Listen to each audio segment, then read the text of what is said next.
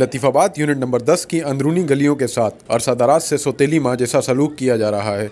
अंदरूनी गलियां शदीद टूट फूट का शिकार हैं, जबकि गलियों में मौजूद गड्ढों के बाइस इलाका मकीनों की दुश्वारियां बढ़ती जा रही हैं। कहने को तो ये गलियां इलाके के अंदरूनी हिस्से की हैं, जहां आम आवाम बसती है, मगर उन्हें भेड़ बकरियां समझकर लावारिस समझा जा रहा है, जबकि इंतजामिया ख्वाब खरगोश के मज़े लूटने में मसरूफ़ है। इस इलाके में सीवरेज का निज़ाम भी दरम भरम है, जिसके बाइस आए रोज़ गलियों में सीवरेज का पानी जमा हो जाता है।